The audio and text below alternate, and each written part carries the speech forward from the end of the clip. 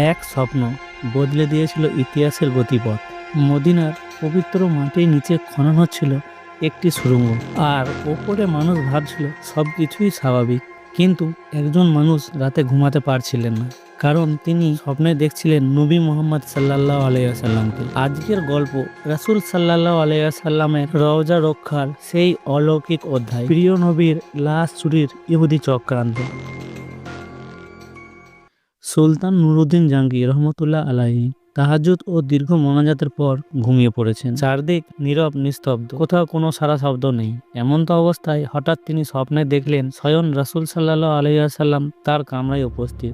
তিনি কোনো ভূমিকা ছাড়াই দুজন নীল চক্ষু বিশিষ্ট লোকের দিকে ইঙ্গিত করে বললেন, নুরুদ্দিন মাহমুদ, এরা আমাকে বিরক্ত করছে, এ দুজন থেকে আমাকে মুক্ত করো। এই ভয়াবহ স্বপ্ন দেখে নুরুদ্দিন জাহাঙ্গীর রহমতুল্লাহ আলাইহি অত্যন্ত ভীতু সন্ত্রস্ত হয়ে ঘুম থেকে জাগ্রত হলেন এবং কিংকর্তব্য বিমূঢ় হয়ে গোটা কক্ষময় পাচারি করতে লাগলেন। সাথে সাথে তার মাথায় বিভিন্ন প্রকার চিন্তা ঘুরপাক খেতে লাগলো।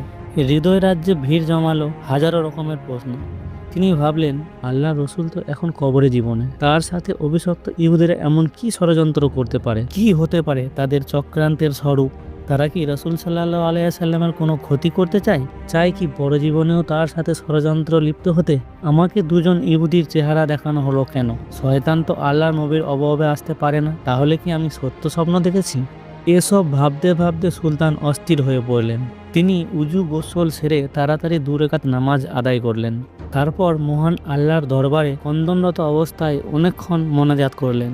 সুলতানের এমন কেউ ছিল না যার সাথে তিনি পরামর্শ করবেন, আবার এ স্বপ্ন এমনও নয় যে যার তার কাছে বক্ত করবেন। অবশেষে আবারও তিনি শয়ন করলেন।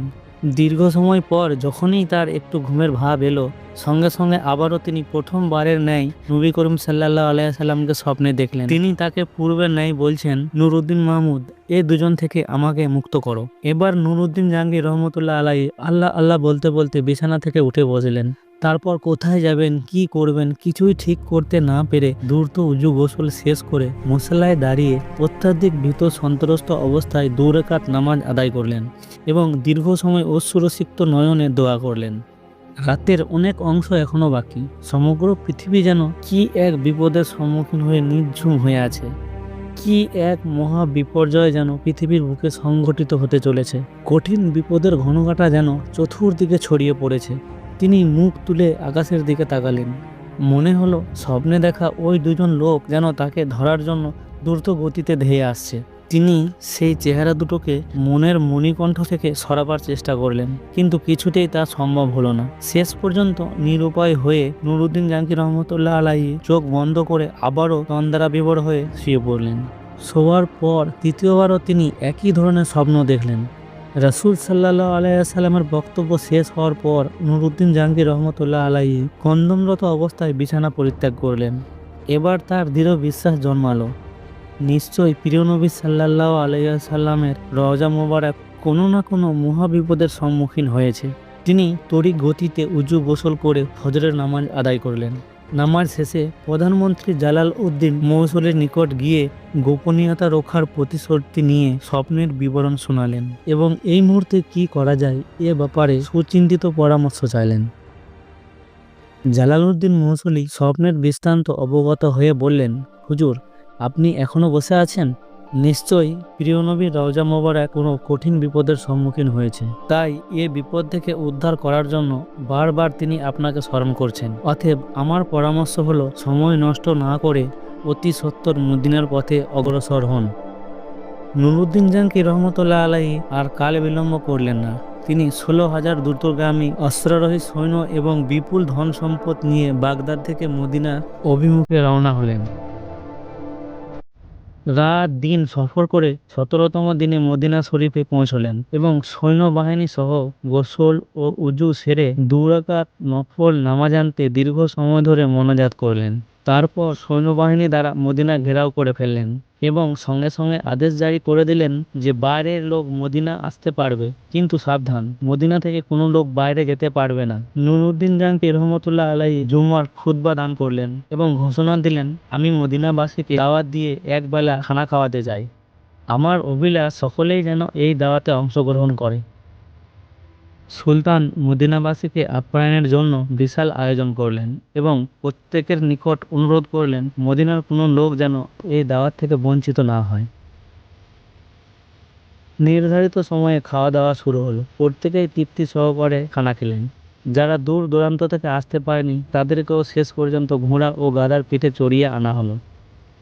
এভাবে প্রায় 15 দিন পর্যন্ত অগণিত লোক শাহী দাওয়াতে শরিক হওয়ার পর সুলতান জিজ্ঞাসা করলেন, আরও কেউ অবশিষ্ট আছে কি? তাহলে তাদেরকেও ডেকে আনো। এই নির্দেশের পর সুলতান বিশ্বস্ত সূত্রে অবগত হলেন যে আর কোনো লোক দাওয়াতে আসতে বাকি নেই। এই কথা শুনে তিনি সীমাহীন অস্থির হয়ে পড়লেন। চিন্তার অথই সাগরে হারিয়ে গেলেন তিনি। ভাবলেন, যদি আর কোনো লোক দাওয়াতে শরিক হতে বাকি না থাকে তাহলে সেই অভিশপ্ত লোক দুজন গেল কোথায়? আমি তো দাওয়াতে শরিক হওয়া প্রতিটি লোককেই অত্যন্ত গভীরভাবে পর্যবেক্ষণ করেছি, কিন্তু কারো চেহারাই তো স্বপ্নে দেখা লোক দুটোর চেহারার সাথে মিলল না। তাহলে কি আমার মিশন ব্যর্থ হবে? আমি কি ওই কুচক্করি লোক দুটোকে গ্রেপ্তার করে দৃষ্টান্তমূলক শাস্তি দিতে সক্ষম হব না? এইসব চিন্তায় বেশ কিছুক্ষণ তিনি ডুবে রইলেন। তারপর আবারও তিনি নতুন করে ঘোষণা করলেন, আমার দৃঢ় বিশ্বাস মদিনার সকল লোকেদের দাওয়াত খাওয়া এখনো শেষ হয়নি। অতএব সবাইকে আবারও অনুরোধ করা যাচ্ছে, যারা এখনো আসেনি তাদেরকে যেন অনুসন্ধান করে দাওয়াতে শরিক করা হয়। এ কথা শ্রবণে মদিনাবাসী সকলেই এক বাক্যে বলে উঠল, হুজুর, মদিনার আশেপাশে এমন কোনো লোক বাকি নেই যারা আপনার দাওয়াতে অংশগ্রহণ করেনি। তখন নুরউদ্দিন জাহাঙ্গীর রহমতুল্লাহ আলাইহি বলিষ্ঠ কণ্ঠে বললেন, আমি যা বলছি ঠিকই বলছি, আপনারা ভালোভাবে অনুসন্ধান করুন। সুলতানের এই দৃঢ়তা দেখে লক্ষাধিক জনতার মধ্য থেকে একজন ব্যক্তি হঠাৎ করে বলে উঠল, হুজুর, আমার জানা মতে দুজন লোক সম্ভবত এখনো বাকি আছে। তারা আল্লাহওয়ালা বুজুর্গ মানুষ, জীবনে কখনো কারো কাছ থেকে হাদিয়া তোফা গ্রহণ করেন না, এমনকি কারো দাওয়াতেও শরিক হয় না। তারা নিজেরাই লোকেদেরকে অনেক দান খয়রাত করে থাকেন, নীরবতায় অধিক পছন্দ করেন, লোক সমাজে উপস্থিত হওয়া মোটেও ভালোবাসেন না। লোকটির বক্তব্য শুনে সুলতানের চেহারায় একটি বিদ্যুৎ চমক খেলে গেল। তিনি কাল বিলম্ব না করে কয়েকজন লোক সহকারে ওই লোক দুটোর আবাসস্থলে উপস্থিত হলেন। তিনি দেখলেন, এ তো সেই দুজন যাদেরকে স্বপ্নে দেখানো হয়েছিল। তাদেরকে দেখে সুলতানের দু চোখ রক্তবর্ণ ধারণ করল। তিনি জিজ্ঞাসা করলেন, কে তোমরা? কোথা থেকে এসেছো? তোমরা সুলতানের দাওয়াতে শরিক হলে না কেন? লোক দুটো নিজের পরিচয় গোপন করে বলল, আমরা মুসাফির, হজের উদ্দেশ্যে এসেছিলাম। হজ্জ কার্য সমাধা করে জিয়ারতের নিয়তে রওজা শরীফে এসেছি, কিন্তু প্রিয় নবী সাল্লাল্লাহু আলাইহি সাল্লামের প্রেমে পড়ে আত্মহারা হয়ে ফিরে যেতে মন চাইল না। তাই বাকি জীবন রওজার পাশে কাটিয়ে দেওয়ার নিয়তেই এখানে রয়ে গেছি। আমরা কারো দাওয়াত গ্রহণ করি না। এক আল্লাহর ওপর আমাদের পূর্ণ আস্থা, আমরা তারই ওপর নির্ভরশীল। ইবাদত, জিয়ারত ও পরকালের চিন্তায় বিভোর থাকাই আমাদের কাজ। কোরআন পাঠ, তিলাওয়াত, নফল নামাজ ও ওজিফা পাঠেই আমাদের সময় শেষ হয়ে যায়। সুতরাং দাওয়াত খাওয়ার সময়টাই কোথায়? উপস্থিত জনগণ তাদের পক্ষ হয়ে বলল, হুজুর, এরা দীর্ঘদিন যাবৎ এখানেই অবস্থান করেছে। এদের মতো ভালো লোক আর হয় না। সব সময় দরিদ্র, এতিম ও অসহায় লোকেদের প্রচুর পরিমাণে সাহায্য করে। তাদের দানের উপর অত্র লোকেদের প্রচুর পরিমাণে জীবিকা নির্ভর করে। নুরউদ্দিন জাহাঙ্গীর রহমতুল্লাহ আলাইহি লোকেদের কথা শুনে লোক দুটোর প্রতি পুনরায় গভীর দৃষ্টিতে তাকালেন। অত্যন্ত সূক্ষ্মভাবে তাদের পা থেকে মাথা পর্যন্ত পর্যবেক্ষণ করলেন। এতে আবারও তিনি নিশ্চিত হলেন, এরা তারাই যাদের তিনি স্বপ্নে দেখেছিলেন।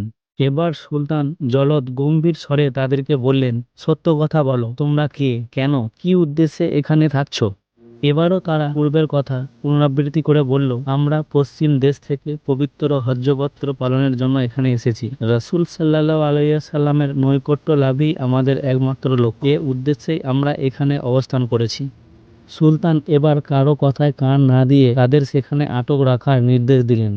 অতঃপর স্বয়ং তাদের থাকার জায়গায় গিয়ে খুব ভালোভাবে অনুসন্ধান চালালেন। সেখানে অনেক মাল সম্পদ পাওয়া গেল বহু দুর্লভ কিতাবপত্র, কিন্তু এমন কোনো জিনিস পাওয়া গেল না যা দ্বারা স্বপ্নের বিষয়ে কোনো প্রকার সহায়তা হয়। নুরউদ্দিন জাহাঙ্গীর রহমতুল্লাহ আলাইহি অত্যন্ত পেরেশান। এখনও রহস্য উদ্ঘাটন না করতে পারায় তিনি সীমাহীন চিন্তিত। এদিকে মদিনায় বহু লোক তাদের জন্য সুপারিশ করছে। তারা আবারও বলছে, হুজুর, এরা নেককার বুজুর্গ লোক, দিনভর রোজা রাখেন, রাতের অধিকাংশ সময় ইবাদত বন্দগিতে কাটিয়ে দেন, 5 ওয়াক্ত নামাজও রওজা শরীফের নিকটে গিয়ে আদায় করেন, প্রতিদিন নিয়মিত জান্নাতুল বাগি জিয়ারত করতে যান, প্রতি শনিবার মসজিদুল কোবাতে গমন করেন, কেউ কিছু চাইলে খালি হাতে ফিরিয়ে দেন না। সুলতান তাদের অবস্থা শুনে সীমাহীন আশ্চর্য বোধ করলেন।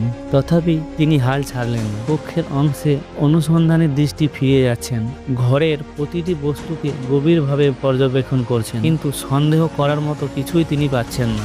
নুরুদ্দিন জাঙ্গি রহমতুল্লাহ আলাইহি এক পর্যায়ে সঙ্গীদের বললেন, আচ্ছা, তাদের নামাজের মশলাটা একটু উঠাও দেখি। সঙ্গীরা নির্দেশ পালন করলো। নামাজের মশলাটি বিছানো ছিল একটি চাটাইয়ের উপর। সুলতান আবার নির্দেশ দিলেন, চাটাইটিও সরিয়ে ফেলো। চাটাই সরানোর পর দেখা গেল একখানা বিশাল পাথর। সুলতানের নির্দেশে তাও সরানো হলো। এবার পাওয়া গেল এমন একটি সুড়ঙ্গ পথ যা বহুদূর পর্যন্ত চলে গেছে, এমনকি তা পৌঁছে গেছে রওজা শরীফের অতি সন্নিকটে। এই দৃশ্য অবলোকন করা মাত্র নুরুদ্দিন জাঙ্গি রহমতুল্লাহ আলাইহি বিজুলি আহতের ন্যায় চমকে উঠলেন। অস্থিরতার কালো মেঘ ছেয়ে গেল তার সমস্ত হৃদয় আকাশে। ক্রোধে লাল হয়ে গেল গোটা মুখমণ্ডল। অবশেষে লোক দুটোকে লক্ষ্য করে ক্ষিপ্ত ক্রোধ সিংহের ন্যায় গর্জন করে ঝাঁঝালো কণ্ঠে বললেন, তোমরা পরিষ্কার ভাষায় সত্যি কথাটা খুলে বলো, নইলে এখনই তোমাদের যন্ত্রণাদায়ক শাস্তির সম্মুখীন হতে হবে। বলো, তোমরা কে? তোমাদের আসল পরিচয় কি? কারা কি উদ্দেশ্যে তোমাদের এখানে পাঠিয়েছে? সুলতানের কথায় তারা ঘাবড়ে গেল। কঠিন বিপদ সামনে দেখে আসল পরিচয় প্রকাশ করে বলল, আমরা ইহুদি। দীর্ঘদিন যাবৎ আমাদেরকে মসুল শহরের ইহুদিরা সুদক্ষ কর্মী দ্বারা প্রশিক্ষণ দিয়ে প্রচুর অর্থ সহকারে এখানে পাঠিয়েছেন। আমাদেরকে এজন্য পাঠানো হয়েছে যে আমরা যেন কোনো উপায়ে মুহাম্মদ সাল্লাল্লাহু আলাইহি সাল্লামের শবদেহ বের করে ইউরোপীয় ইহুদিদের হাতে হস্তান্তর করি। এই দুই কাজে সফল হলে তারা আমাদেরকে আরো ধন সম্পদ দিবে বলে প্রতিশ্রুতি দিয়েছে। সুলতান বললেন, তোমরা তোমাদের পরিকল্পনা বাস্তবায়নের জন্য কি পদ্ধতি অবলম্বন করেছিলে? কিভাবে তোমরা কাজ করতে? তারা বলল, আমাদের নিয়মিত কাজ ছিল রাত গভীর হলে অল্প পরিমাণ সুড়ঙ্গ খনন করা এবং সাথে ওই মাটিগুলো চামড়ার মজকে ভর্তি করে অতি সন্তর্পণে মদিনার বাইরে নিয়ে গিয়ে ফেলে আসা। আজ দীর্ঘ 3 বছর যাবৎ এ মহাপরিকল্পনা বাস্তবায়নের কাজে আমরা অনবরত ব্যস্ত আছি। যে সময় আমরা রওজা মোবারকের নিকটে পৌঁছে গেলাম এবং সিদ্ধান্ত গ্রহণ করলাম যে 1 সপ্তাহের মধ্যে বিশ্বনবী সাল্লাল্লাহু আলাইহি সাল্লামের লাশ বের করে নিয়ে যাব, ঠিক সেই সময় ধরে আমাদের মনে হলো আকাশ যেন ভেঙে টুকরো টুকরো হয়ে যাচ্ছে, জমিন যেন প্রচণ্ড ভূমিকম্পে থরথর করে কাঁপছে, যেন সমগ্র পৃথিবী জুড়ে মহাপ্লাবন সংঘটিত হচ্ছে। অবস্থা এতটাই শোচনীয় রূপ ধারণ করলো, মনে হলো সুড়ঙ্গের ভিতরেই যেন আমরা সমাধিস্থ হয়ে যাব। এই অবস্থা প্রত্যক্ষ করে ভীত সন্ত্রস্ত হয়ে আমরা কাজ বন্ধ করে দিয়েছি। তাদের বক্তব্যে সুলতানের নিকট সব কিছুই পরিষ্কার হয়ে গেল। তাই তিনি লোক দুটোকে নজিরবিহীন শাস্তি দেওয়ার ব্যবস্থা গ্রহণ করলেন, যাতে ভবিষ্যতে কেউ আর এমন দুঃসাহস দেখাতে না পারে। তিনি মসজিদ হতে অর্ধ মাইল দূরে একটি বিশাল ময়দানে 20 হাত উঁচু একটি কাঠের মঞ্চ তৈরি করলেন। সাথে সাথে সংবাদ পাঠিয়ে মদিনা ও মদিনার আশেপাশের লোকদেরকে উক্ত ময়দানে হাজির হওয়ার নির্দেশ প্রদান করলেন। নির্ধারিত সময়ে লক্ষ লক্ষ লোক উক্ত মাঠে সমাবেশ হলো। সুলতান নুরুদ্দিন জাঙ্গি রহমতুল্লাহ আলাইহি অপরাধী লোক দুটোকে লৌহ শিকলে আবদ্ধ করে মঞ্চের উপর বসালেন। তারপর বিশাল জনসমুদ্রের মাঝে তাদের হীন চক্রান্ত ও ঘৃণ্য তৎপরতার কথা উল্লেখ করলেন। সুলতান নুরুদ্দিন জাঙ্গি রহমতুল্লাহ আলাইহি এর বক্তব্য শ্রবণ করে লোকজন বিস্ময়ে হতবাক হয়ে গেল। তারা এ ঘৃণ্য ষড়যন্ত্রের দৃষ্টান্তমূলক শাস্তি দাবি করল। সুলতান বললেন, হ্যাঁ, এদের শাস্তি দৃষ্টান্তমূলকই হবে। তিনি লোকেদেরকে বিপুল পরিমাণে লাকড়ি সংগ্রহের নির্দেশ দিলেন। তারপর লক্ষ জনতার সামনে সেই ইহুদি দুটোকে মঞ্চের নিম্নভাগে আগুন লাগিয়ে পুড়িয়ে ভস্ম করে ফেললেন। কোনো কোনো বর্ণনায় আছে সেই আগুন নাকি দীর্ঘ 11 দিন পর্যন্ত জ্বলেছিল। অতঃপর তিনি বিপুল পরিমাণে অর্থ ব্যয় করে 1000 মণ সীসা গলিয়ে রওজা শরীফের চতুর্পাশে মজবুত প্রাচীর নির্মাণ করে দেন, যেন ভবিষ্যতে আর কেউ প্রিয় নবীজির কবর পর্যন্ত পৌঁছাতে সক্ষম না হয়। তারপর তিনি আল্লাহ পাকের শুকরিয়া আদায় করেন। ইতিহাসের পাতা থেকে অবগত হওয়া যায় যে নুরুদ্দিন জাঙ্গি রহমতুল্লাহ আলাইহি ইন্তেকাল করলে ওসিয়ত মোতাবেক তার লাশকে রাসূল সাল্লাল্লাহু আলাইহি সাল্লামের রওজা মুবারকের অতি নিকটে দাফন করা হয়। গল্পটি ভালো লাগলে চ্যানেলটিকে সাবস্ক্রাইব করে আমাদের সাথে থাকবেন আর লাইক শেয়ার করতে ভুলবেন না। আসসালামু আলাইকুম।